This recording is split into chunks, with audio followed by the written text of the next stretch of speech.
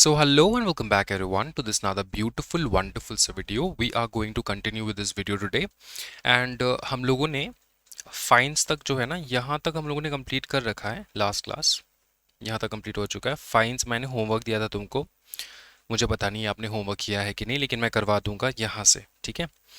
Okay सबसे पहले fines check करते हैं हम लोग।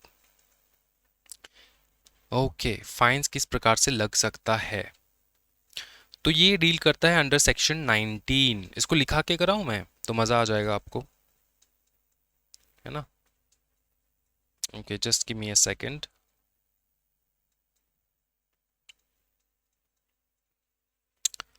हम लोग दोस्तों देखने जा रहे हैं that is section that is section 19 देखने जा रहे हैं। दिस टॉक्स अबाउट फाइन्स, ठीक। ओके नाउ फाइन मतलब जुर्माना, ठीक। एम्प्लॉयर किसी भी एम्प्लॉय को अपने मन मर्जी के हिसाब से फाइन तो नहीं लगा सकता, इतना तुमको जानना है। मैं अपने मर्जी के हिसाब से अपने एम्प्लॉयज को फाइन नहीं लगा सकता, ठीक है। सबसे पहली बात, अगर दो कंडीशंस है, इसको तुमको समझ लेना है। दो कंडीशन, दो नहीं दो से ज्यादा है। पहला कंडीशन देख लो, पहला है मैंडेटरी अप्रूवल। मैंडेटरी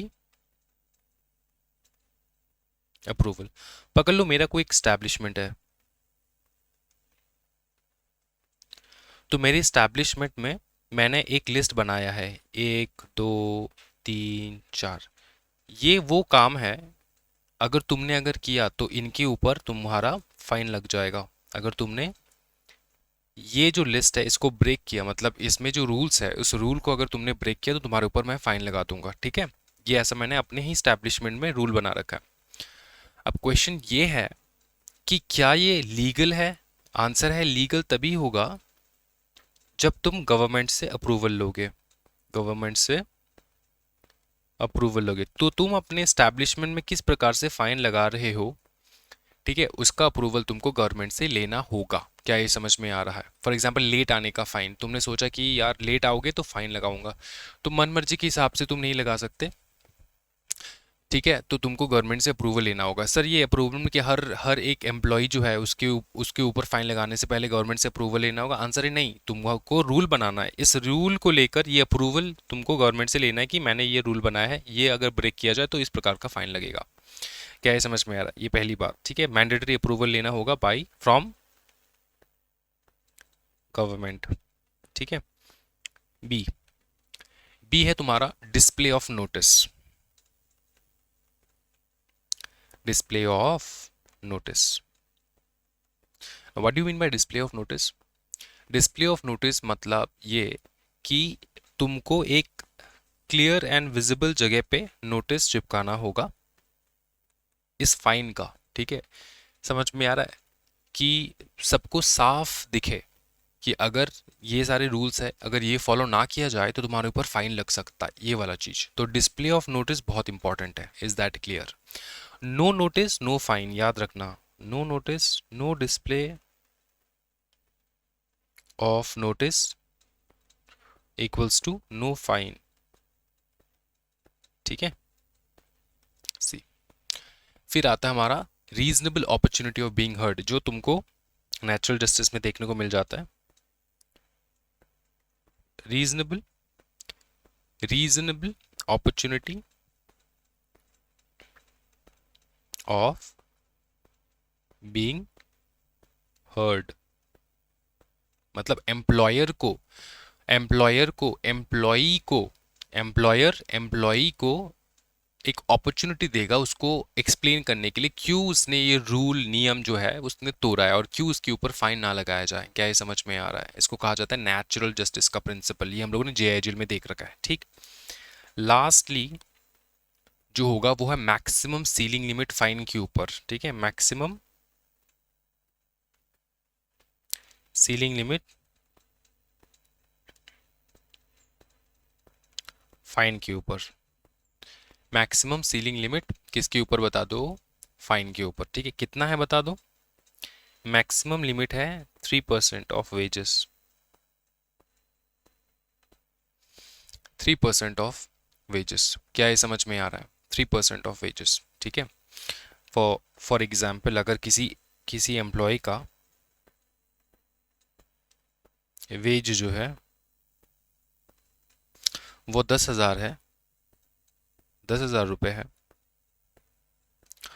तो उसने चाहे एक महीने में, 1 महीने में, 1 मंथ, महीना लिख रहा था मैं, 1 मंथ, उसने 5 मिस्टेक किया हो, उसके ऊपर मैक्सिमम फाइन लगेगा 3% ही उसके वेजेस का, 3% ऑफ वेज। एक महीने में पकड़ लो उसने नुकसान किया है 2,000 रुपये का, 2,000 रुपये का फाइन लगाने वाला उसने, नुकसान नहीं, फाइन लगाने वाला उसने काम किया है, ठीक है। फाइन लगाने वाला उसने काम किया है, अंडरस्टूड। तो उसके ऊपर कितना लगेगा फाइन बता दो? 3%, ठीक है। तो 3% कितना होगा? अगर 10,000 उसका सैलरी है, 10,000 करोगे तुम इंटू 3%, ठीक है, तो निकलेगा तुम्हारा 300 रुपीज़। 300 रुपीज़ ही मैक्स तुम फाइन लगा सकते हो उसके ऊपर। क्या ये समझ में आ रहा है? तुमको एम्प्लॉय पसंद नहीं, उसको निकाल दो काम से, इतना ज़्यादा गलती करता है ना, रूल्स नहीं मानता है एंड ऑल दैट, निकाल दो, वो ठीक है, लेकिन फाइन कितना? 3% ऑफ द वेज। क्या ये समझ में आ रहा है? ठीक है। अब सुनो, 15 साल के नीचे वाले जो बच्चे हैं ना, ABCDE देख लो फटाफट। 15 years age, 15 years less than लिख लो यहाँ पे, less than 15 years of age अगर है, 15 years एज अगर है तो नो फाइन, नो फाइन। क्या बता दो? हाँ जी, 15 साल के कम की उम्र की किसी भी माइनर एम्प्लॉय को अगर तुम रख रहे हो काम पे तो उसके ऊपर फाइन नहीं लगाया जा सकता। क्या ये समझ में आ रहा है? हाँ जी बता दो, ठीक है। अब इसको रिकवरी कैसे करेंगे? फाइन तो लगा दिया तुमने, 300 रुपये का तुमने फाइन लगा दिया, ठीक है। फॉर एग्जाम्पल इसको रिकवरी कैसे करोगे? रिकवरी याद रखना कभी भी इंस्टॉलमेंट में नहीं हो सकता, नो इंस्टॉलमेंट, और विद इन 90 डेज तुमको रिकवरी कर लेना है। तो ये 2 पॉइंट याद रखना है, ठीक है। 90 डेज के अंदर अंदर तुमको रिकवर कर लेना है, एम्प्लॉयर को रिकवर करना है एम्प्लॉई से। एंड इंस्टॉलमेंट में नहीं दिया जा सकता, मतलब आज 10 रुपये दे दिए कल 10 नहीं। फाइन का मतलब क्या होता है? फाइन का मतलब तुम्हारे ऊपर प्रेशर बनाना होता है। फाइन मतलब तुम्हारे ऊपर एक प्रकार का प्रेशर बनाना होता है, तुमको सजा देना। सजा इंस्टॉलमेंट में मिल सकता है क्या? नहीं ना। क्या ये समझ में आ रहा है? ठीक है, इज दैट क्लियर?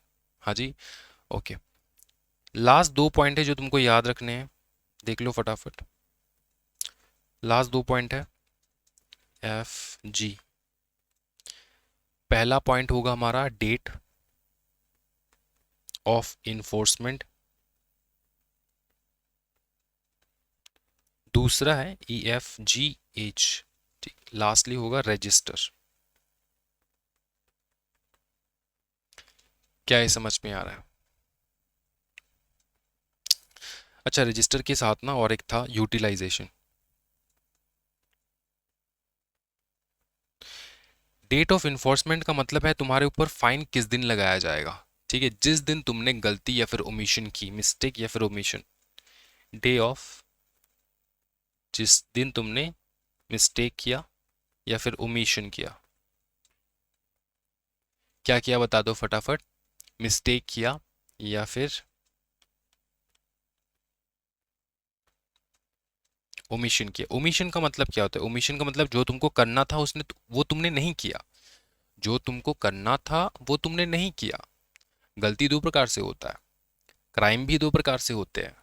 जो तुमको करना था वो तुमने नहीं किया, ठीक है, ओमिट कर दिया तुमको जो करना था, तुम्हारा जो ड्यूटी था, ठीक है, या फिर तुमने जो नहीं करना था वो तुमने कर दिया, मिस्टेक और ओमिशन। तो जिस दिन तुमने किया उसी दिन से तुम्हारा फाइन लगेगा। क्या ये समझ में आ रहा है? 90 डेज वहीं से कैलकुलेट हो जाएगा, 90 डेज के अंदर अंदर फाइन का पेमेंट तुमको कर देना होगा। Is that clear? फिर आता है हमारा रजिस्टर। रजिस्टर का सिंपल चीज़ है, तुमको एक रजिस्टर मेंटेन करके रखना होगा, ठीक है। अच्छा, फाइन कितना लगाए, रिकवर कितना किए, ये इसका रजिस्टर मेंटेन करोगे, मेंटेन करोगे, सिंपल। क्या है, समझ में आ रहा है? हाँ जी। और यूटिलाइजेशन का मतलब है ये जो तुमने कलेक्शन किया ऑफ फाइन, ये तुम किस पर्पस के लिए यूज करोगे, ये जो पैसा तुमको 300 रुपए करके तुम अपने एम्प्लॉय से ले रहे हो क्योंकि उसने मिस्टेक किया, कलेक्शन ऑफ फाइन, ये किस किस मतलब किस पर्पस के लिए यूज करोगे? सिंपल चीज है, वेलफेयर ऑफ एम्प्लॉयज। क्या बताओ? वेलफेयर ऑफ एम्प्लॉय, एम्प्लॉयज है, याद रखना, मतलब जिससे तुमने फाइन लिया उसका भला नहीं, सारे एम्प्लॉयज के भले के लिए तुम कुछ ना कुछ करोगे, ठीक है? वेलफेयर का मतलब भलाई, ठीक। अंडरस्टूड? क्या ये समझ में आ चुका? फाइन पूरा कंप्लीट हो चुका, हमारा सेक्शन 19 पूरा कंप्लीट हो चुका है। अब जो हम लोग देखने जा रहे हैं उसको कहा जाता है सेक्शन 20। सेक्शन हम लोग देखेंगे 20। सेक्शन 20 में क्या है पता है? सेक्शन 20 में deduction from absence of duty. Deduction, deduction क्यों हुआ? Because of, because for absence, absence for from duty, क्योंकि तुमको काम में आना था, तुम काम पे नहीं आए, ठीक है? तो हम लोग क्या तुम्हारा पैसा काट सकते हैं? आंसर है यस, ठीक है। अब इसके कुछ कंडीशंस है। सबसे पहला कंडीशन देख लो फटाफट। कंडीशन,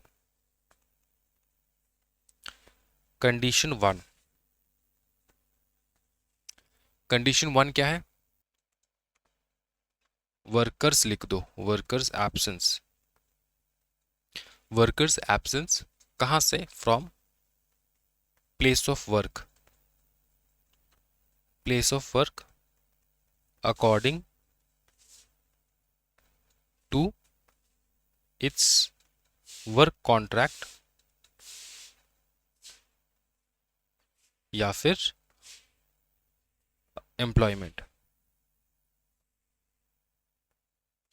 इसका मतलब क्या है? इसका मतलब सिंपल ये है कि तुमको जिस जगह पे रहना है, तुम्हारा काम एक मशीन को हैंडल करने के लिए हमने दिया, ठीक है? तुमको उस जगह पे रहना चाहिए उस मशीन को हैंडल करने के लिए, लेकिन तुम सारा दिन वहां पे नहीं थे, या तो हाफ डे नहीं थे या फिर फुल डे नहीं थे, जो भी हो, ठीक है? तुम नहीं थे वहां पे, तो तुम एम्प्लॉयर को ऐसा नहीं कह सकते सर मैं फैक्ट्री के प्रीमाइस में था लेकिन मैं वहां पे नहीं था, लेकिन मैं प्रीमाइस में था, ऐसा नहीं। तुमको जहां पे एम्प्लॉयमेंट, जिस काम के लिए तुमको रखा गया है उस जगह पे तुम नहीं थे, तो इसको हम लोग मान लेंगे एज एब्सेंस। क्या ये समझ में आ रहा है? ठीक है।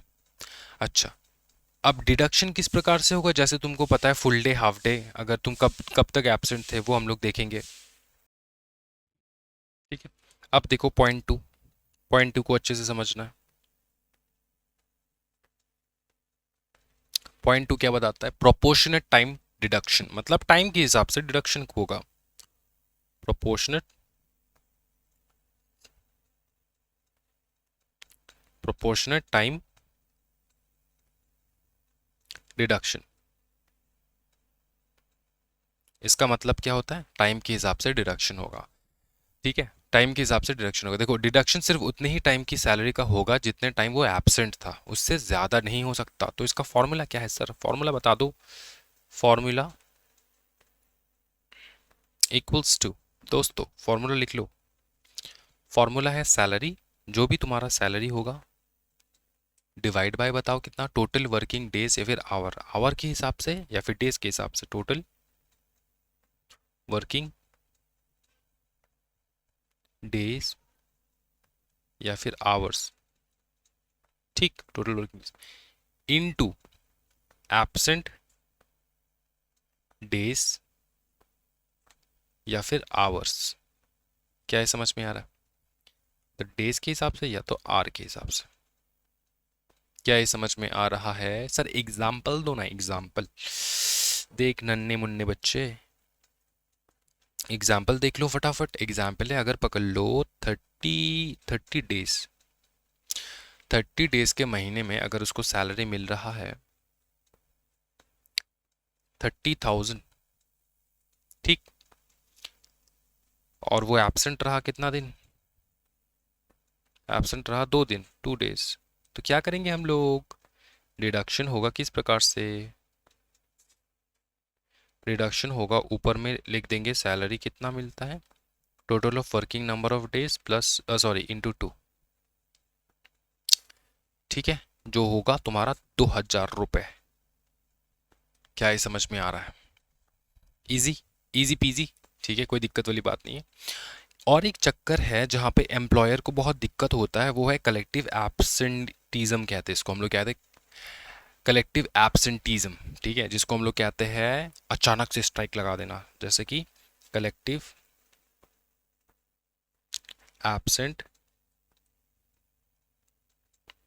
एब्सेंट लिखना, इसके बाद टीजम लिख देना, टी तो है ही यहाँ पे, ईजम लिख दो, EISM, ABSENTEEISM।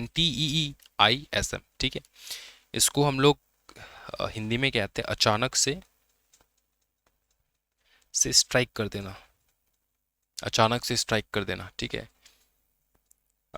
या फिर अचानक से एब्सेंट हो जाना सब लोग मिलके। तो इसका रूल ये कहता है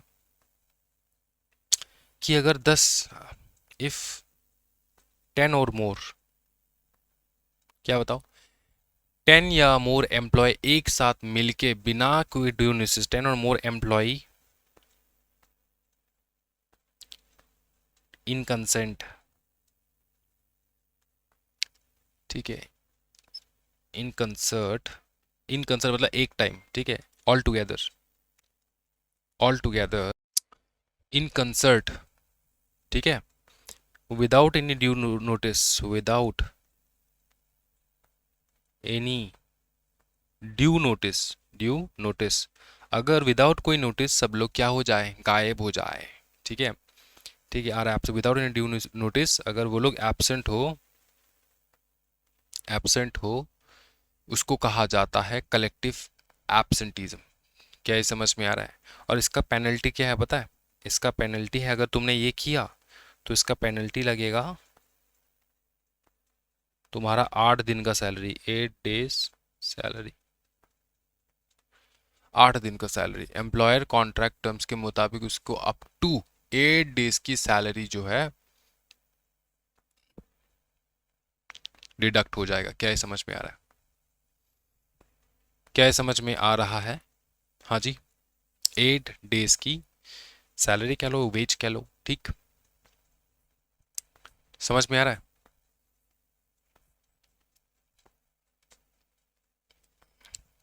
ओके। अच्छा, और एक कंसेप्ट है तुम्हारा जिसको हम लोग कहते हैं पेन डाउन स्ट्राइक। ठीक है, पेन डाउन स्ट्राइक तो आगे आएगा वैसे, लेकिन डीम एब्सेंट, डीम एब्सेंस के कैटेगरी में घुसा देता हूँ इसको मैं, DEEME, रिडीम एब्सेंट, एब्सेंस लिखते हैं, डीम एब्सेंस, तुम्हारा एब्सेंस। डीम्ड एब्सेंस कब कब यूज होगा? जब तुम स्टे इन स्ट्राइक कर रहे हो, स्टे इन स्ट्राइक मतलब फैक्ट्री के प्रेमाइस में हो लेकिन तुम काम नहीं कर रहे हो। अगर वर्कर फैक्ट्री के अंदर प्रेजेंट है पर काम से इनकार कर रहा है, क्या कर रहा है, इनकार नहीं करेंगे, present in premise, present in factory premise या फिर वर्क प्रेमाइस, वर्क प्रेमाइस लिखते हैं, but unwilling to work, but unwilling to work, काम नहीं करेंगे। ठीक है, अनविलिंग टू वर्क, इसको हम लोग पेन डाउन स्ट्राइक भी कहते हैं, पेन डाउन, पेन डाउन कहते हैं, या फिर हम लोग इसको स्टे इन स्ट्राइक कहते हैं, स्टे इन स्ट्राइक। इसको भी हम लोग डीम्ड स्ट्राइक मानेंगे, डीम एब्सेंस मानेंगे, हम लोग मानेंगे कि तुम एब्सेंट हो, तुम हो अंदर लेकिन फिर भी हम लोग मानेंगे कि तुम एब्सेंट हो। क्या ये समझ में आ रहा है? इजी था, कोई डिफिकल्ट वाला चीज है ही नहीं यहाँ पे, एकदम इजी, इजी पीजी था। अब जो हम लोग देखने वाले हैं ना, इस चैप्टर को दोस्तों एंड करेंगे ही करेंगे, और 2-3 क्लास लग जाएगा लेकिन मज़ेदार होगा क्लासेस। ठीक है, टेंशन नहीं लेना है, एकदम आराम से करा देंगे। कौन सा सेक्शन हो गया था हमारा? 20 हो चुका है ना, हम तो 21 करेंगे अभी, 21 करेंगे। ठीक है, सेक्शन 21। अब देखो,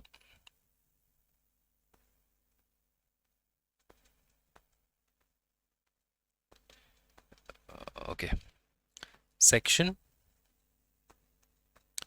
21 ब्यूटीफुल सेक्शन है। Section 21 deduction for the damage of loss, damage या फिर लॉस, डिडक्शन किस कारणवश, फॉर डैमेज या फिर लॉस, इसके लिए डिडक्शन करना, इसके लिए क्या करना, डिडक्शन करना। ठीक है, ओके, कितना डिडक्शन कर सकते हैं, डिडक्शन, डिडक्शन कितना करेंगे, तुम्हारे सैलरी से काट देंगे ना हम लोग, कितना काटेंगे बताओ, एक्चुअल डैमेज का, एक्चुअल डैमेज, एक्चुअल डैमेज या फिर लॉस जो भी हुआ है उतना ही काटेंगे। पकड़ लो तुम्हारा एक्चुअल डैमेज है 5,000 रुपीज, तो तुम डिडक्ट, डिडक्ट कितना करोगे, 5,000 रुपीज। तुम डिडक्ट क्या नहीं कर पाओगे, तुम 6,000 रुपये डिडक्ट नहीं कर सकते।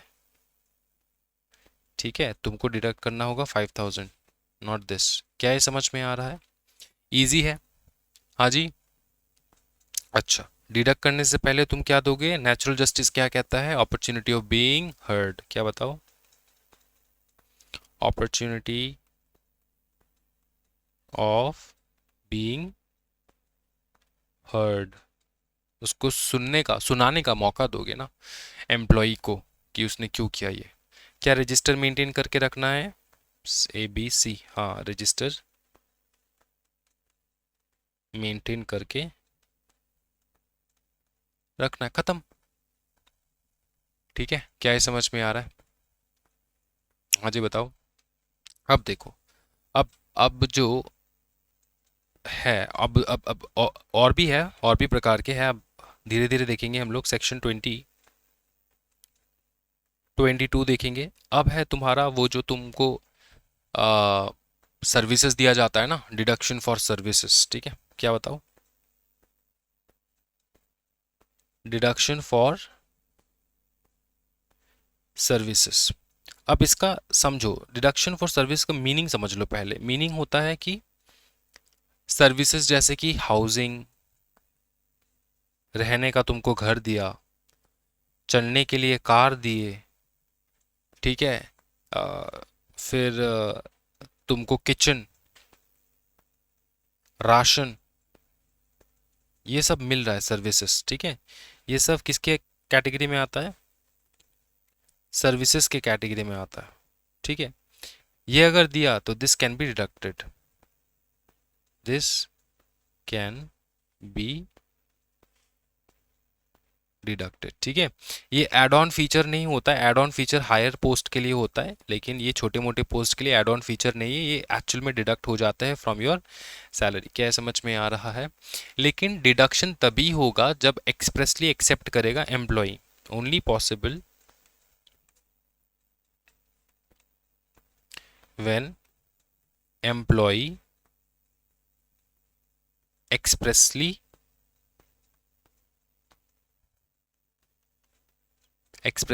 एक्सेप्ट करेगा, एक्सेप्ट दी सर्विसेज। मैंने कह दिया कि मेरे को कार नहीं चाहिए, मैं अपना साइकिल से जाऊंगा, ठीक है, तो तुम कार का पैसा नहीं डिडक्ट कर सकते मेरे सैलरी से। क्या ये समझ में आ रहा है, फोर्स्ड फैसिलिटी का रूल नहीं है, ज़बरदस्ती नहीं किया जा सकता। क्या ये समझ में आ रहा है, हाँ जी। डिडक्शन कितना करेंगे, एक्चुअल वैल्यू का, deduction for service on actual value, actual value, जितना वैल्यू है, कार का कितना खर्चा लगता है, 100 रुपये 200 रुपये, उस हिसाब से। क्या ये समझ में आ रहा है, हाँ जी बताओ, ठीक है, ओके। ओके, उसके बाद लास्ट में आता है हमारा, लास्ट तो नहीं, अभी लोन वगैरह बचा है। तुमने लोन ले लिया तो क्या वो रिकवर हो सकता है, आंसर है हाँ। फिर आता है हमारा सेक्शन 23। सेक्शन 23 कहता है deduction for recovery of advances, deduction for recovery of advances. इसका मतलब क्या होता है, रिकवरी ऑफ एडवांसेस का मतलब क्या होता है, हाँ जी,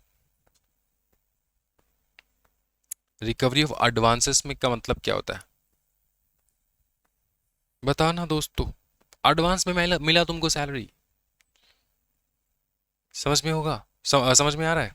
एम्प्लॉयर जो एडवांस पैसा देता है उसे रिकवर करने के रूल्स है कुछ, ठीक है। एडवांस मनी गिवन बाय कौन, employer, recovery, RECOVERY, recovery rules. तो ये है रूल्स कि रिकवरी करेंगे, कैसे करेंगे। तीन कंसेप्ट है तुमको याद रखना है। कंसेप्ट नंबर ए, पहला है एडवांस गिवन बिफोर एम्प्लॉयमेंट। क्या बताओ, बिफोर एम्प्लॉयमेंट मतलब एम्प्लॉयमेंट से पहले जब तुम एडवांस दे देते हो अपने एम्प्लॉय को। समझ में आ रहा है, बताओ फटाफट। हाँ जी बताओ, पहला वाला समझ में आ रहा है, बिफोर एम्प्लॉयमेंट। अगर तुमने बिफोर एम्प्लॉयमेंट, सुनो अच्छे से, बिफोर एम्प्लॉयमेंट कोई भी एडवांस दिया हो अपने एम्प्लॉयर को, तो एम्प्लॉयर ने क्या किया, एम्प्लॉयर ने एडवांस दिया किसको, एम्प्लॉय को। कब, बिफोर एम्प्लॉयमेंट। तो इसका रिकवर होगा बिफोर एम्प्लॉयमेंट, इसका रिकवरी होगा फर्स्ट वेज पीरियड में, फर्स्ट वेज से। क्या है, समझ में आ रहा है। पहला तो तुमको मिलेगा ना सैलरी, वहीं से कटेगा, बाद में नहीं काट सकता, एक साल बाद, ठीक। यहां पे एक एक्सेप्शन है, क्या बता दो, तुमको अगर किसी प्रकार का ट्रैवल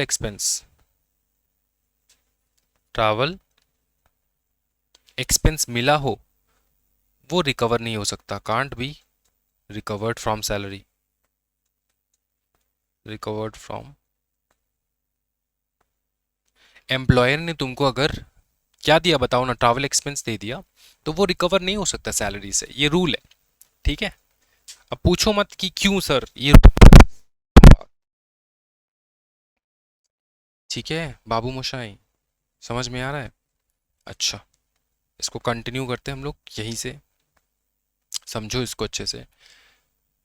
अब देखो पॉइंट बी, पॉइंट बी क्या कहता है, after employment, advance after employment.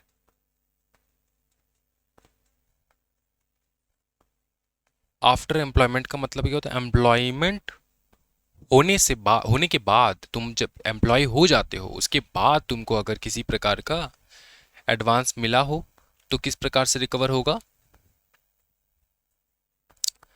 Recovered as पर, इसको लिख दो, रिकवर्ड एज पर गवर्नमेंट का रूल, गवर्नमेंट का rules, recovered as per government rules, खत्म। क्या ये समझ में आ रहा है। अब देखो लास्ट जो कैटेगरी है वो है advance of ways not yet earned,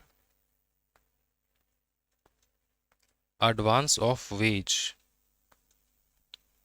not yet earned,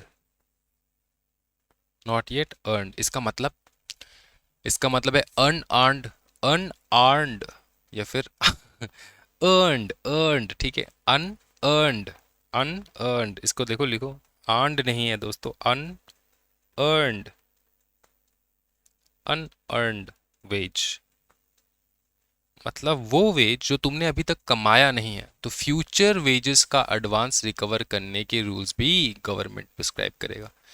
क्या ये समझ में आ रहा है, फ्यूचर, फ्यूचर, क्या ये समझ में आ रहा, देख सुन, सिंपल बात सुन, तू किसी कंपनी में काम करता है, पकड़ ले 15 दिन तुमने काम किया, ठीक है, सैलरी तुमको तेरे को 30 दिन काम करने के बाद मिलेगा। तू अपने एम्प्लॉयर को कह रहे सर मैंने जो 15 दिन काम किया, सर उसका पेमेंट तो 30 दिन के बाद ही आना है, लेकिन मैंने 15 दिन काम किया, क्या सर उसका एडवांस में मेरे को पेमेंट मिल सकता है। एम्प्लॉयर कहेगा हाँ चल ठीक है ले ले, ठीक है, 15 दिन तूने काम किया उसी का तो एडवांस तू मांग रहा है ना, एडवांस अब मांग रहा है क्योंकि तेरे को बाद में मिलना है लेकिन तेरे को अब चाहिए, है ना। अब अगर तूने पकड़ ले बोला अपने एम्प्लॉयर को, सर मैं जो नेक्स्ट मंथ काम करूंगा ना उसका एडवांस मेरे को अब से दे दो, उसको कहा जाता है अनअर्न्ड एडवांस। अनअर्न्ड एडवांस, क्या ये समझ में आ रहा है? रिकवरी कैसे होगा इसका ये बता दो, हम लोग रिकवरी पढ़ रहे हैं तो मुद्दे से भटकना नहीं है। रिकवर, कहाँ गया मेरा पेन, एक सेकेंड। एज पर गवर्नमेंट के रूल्स, सिंपल बात। ठीक, बताओ दोस्तों, समझ में आ चुका है? अब ना, अब सिर्फ तुम्हारा दो सेक्शन बचा है जो कि 24 एंड 25 है, इसको एक साथ करा दूंगा मैं, बहुत सिंपल है। सेक्शन 24 एंड सेक्शन 25, ठीक है। सेक्शन 25 बात करता है deduction for recovery of loan, क्या बताओ?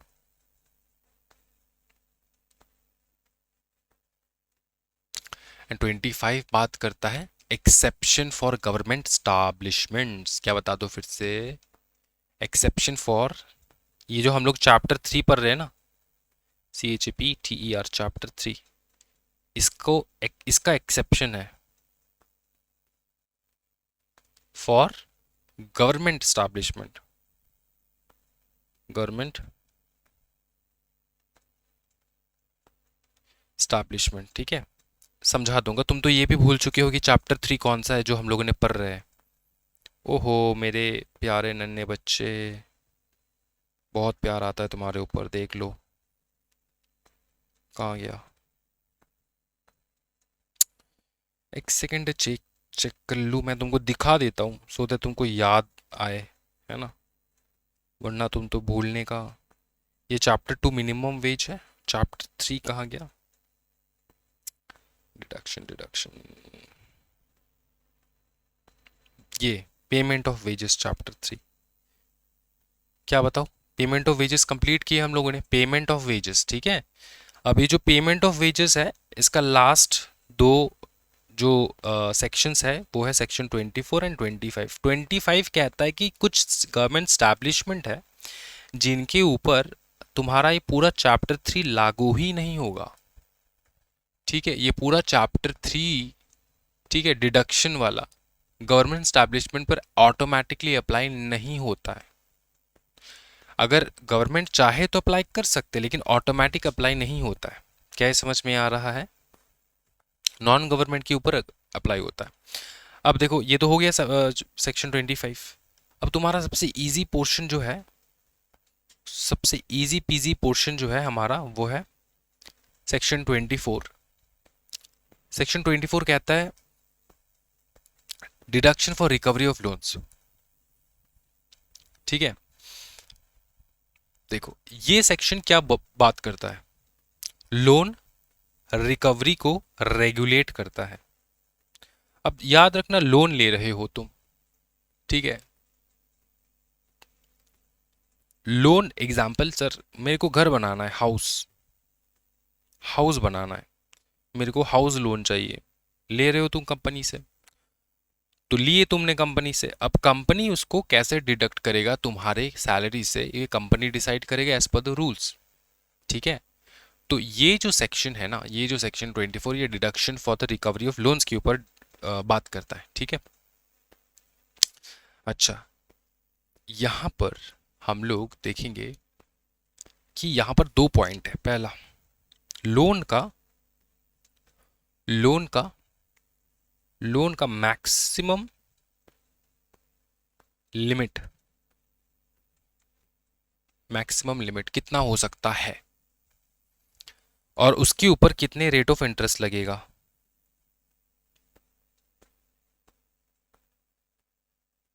ठीक है, ये दो चीज जो है ना, ये दो चीज इसका रेगुलेशन जो है, रेगुलेट करता है हमारा section 24।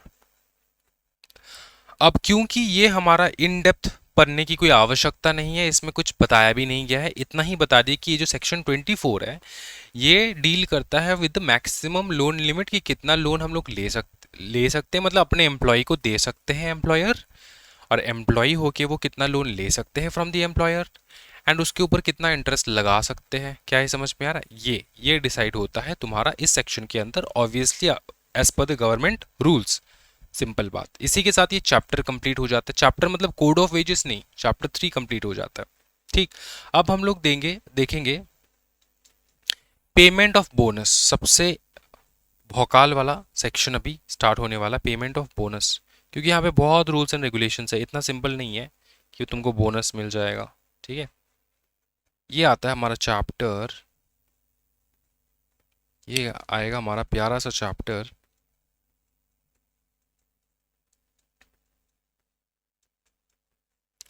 Chapter 4, payment of payment of bonus. Bonus देने का रूल्स रेगुलेशन। क्या है समझे? बोनस देने का रूल्स एंड रेगुलेशन। ओके, ये हम लोग नेक्स्ट क्लास करेंगे। ठीक है, थोड़ा थोड़ा करो, एक एक चैप्टर करके कंप्लीट करो, सो दैट तुम्हारे दिमाग में बैठा रहे। ये चैप्टर लंबा है, बड़ा है, लेकिन और 2 से 3 क्लासेस में चैप्टर कंप्लीट करवा दूंगा मैं, टेंशन नहीं लेना। और ज़्यादा कुछ बचा नहीं है। ठीक है, पेमेंट ऑफ बोनस देखेंगे नेक्स्ट क्लास। आज के वीडियो में इतना ही रखते हैं। नोट्स को जो मैंने बनाया ना, ये घर में बैठ के जैसे जैसे मैं लिखता हूँ ना, वैसे वैसे नोट्स बना लो। वैसे ही रिवाइज करना एग्जामिनेशन से पहले, इसी नोट से रिवाइज कर लोगे तो हो जाएगा तुम्हारा। क्या ये समझ में आ रहा है? बता दो दोस्तों। ठीक है, हो गया। तो आज के वीडियो में इतना ही दोस्तों। Thank you so much everyone. Happy learning guys, bye bye, take care, जय हिंद। मिलते हैं